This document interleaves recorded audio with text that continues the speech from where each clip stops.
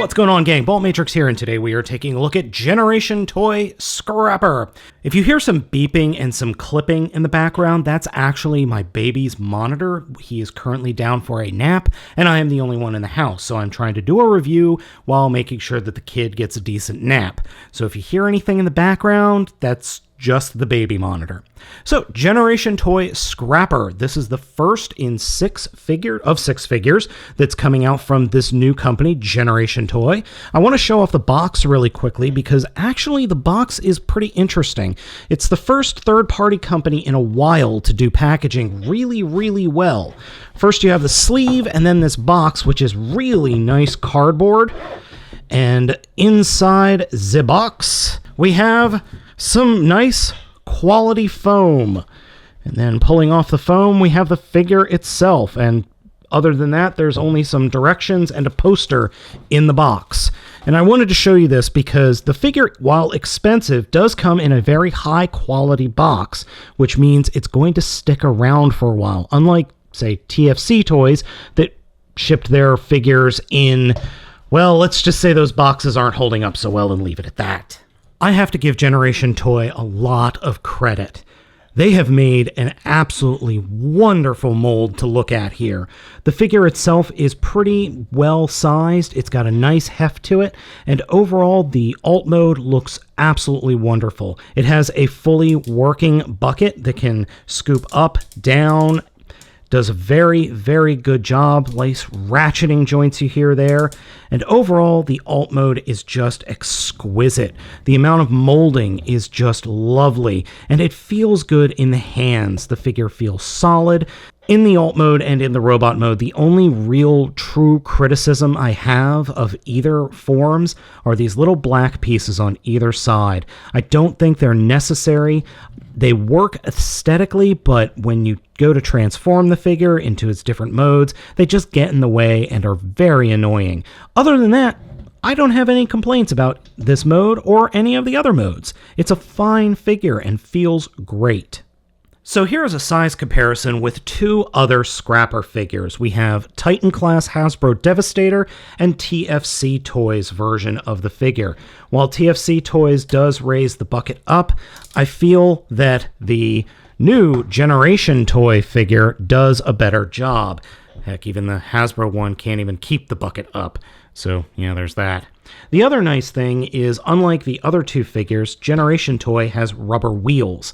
They're very dense rubber, but it is, in fact, rubber wheels. So let's just put the buckets up so you can see and get a good size comparison. And you can see the differencing in molding and just the different aesthetic look as well.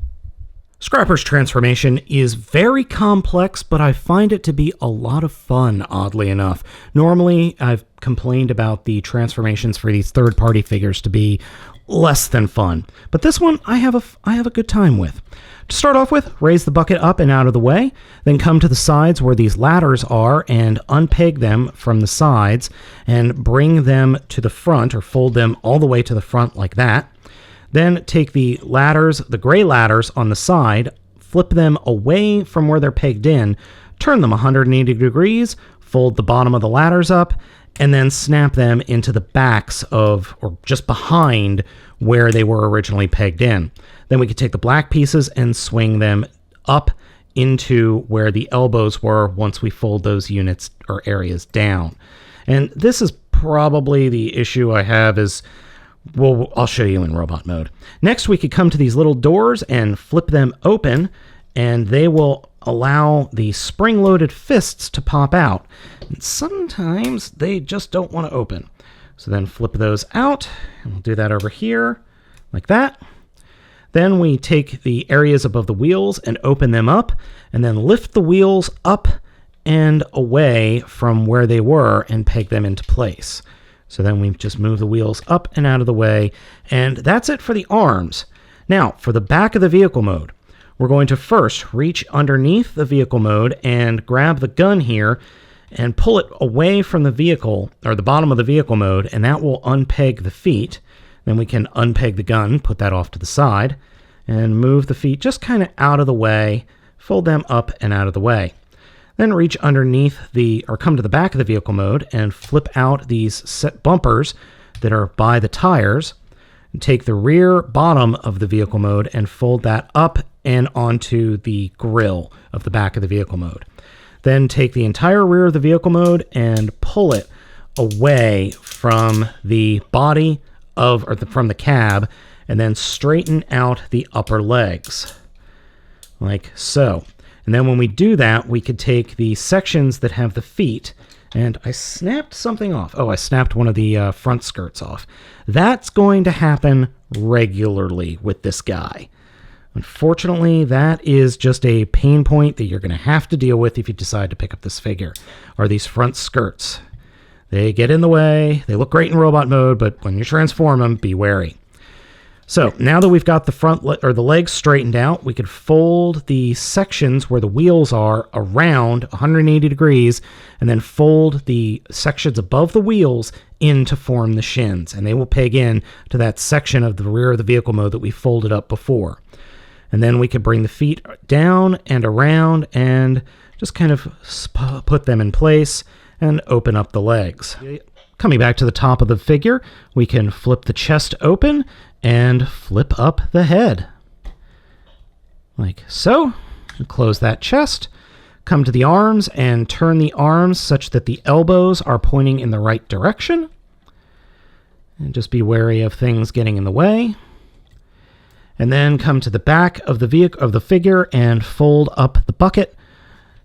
And just fold that bucket all the way up against the back of the robot mode. In robot mode, Scrapper is very impressive. He is somewhat squat, but he looks tough and nice and bulky in the ways that I think a construction robot should look. Just very, very beefy, in all honesty. Front skirts are a pain to deal with, but they do pop off and back on pretty easily. Overall, the figure is quite nice to look at and looks really, really good in robot mode. Ratchets are nice and tight for the most part. The leg ratchets do have a little bit of wobble here in the hips. Nothing that's crazy, as all the other joints are nice and tight and hold the figure up pretty well. And you can get some decent posability out of this guy. Speaking of posability, head is on a ball joint with some nice light piping. Shoulders are on these swivels with ratchets. Swivel at the elbow and then the 90-degree bend at the elbow. Fists can move. Hands open fully with a trigger finger as well. There is torso articulation.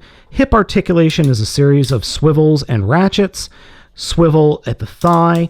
Nearly 90-degree bend at the hip, which I forgot to move this one panel back. And then you have some foot articulation thanks to the transformation. You can move the foot in and out and forwards and backs pretty easily. Overall, you end up with a very, very nice looking robot mode. The figure's head sculpt is really nice. Even though it doesn't look much like Scrapper, it's kind of a heavy redesign for a more modern take on the Scrapper figure. And you get some very nice light piping, but the problem with the light piping is the bucket gets in the way. I had to fold the bucket almost all the way down in order to get this. And here's a quick comparison with Titan class Scrapper and TFC Toys Scrapper. Personally, for a G1 aesthetic, I really do like the Titan class Scrapper. But in terms of playability and just sheer awesomeness of third-partiness, I've got to go with the GenerationToy Scrapper. It blows the TFC Toys one out of the water. It's just so much better, and if I could just get him to stop wiggling. I absolutely adore this Scrapper from GenerationToy compared to TFC. I mean, there's really no contest in my opinion. The last bit of the figure that we need to show off is his transformation into limb mode, which is kind of bonkers, but in a good way. To start off with, we will just return him to, or partially return him to his vehicle mode. So folding up the head, and then just taking the arms and putting them straight up like that. Coming back to the back of the figure, we will return him to his original form, which is tricky.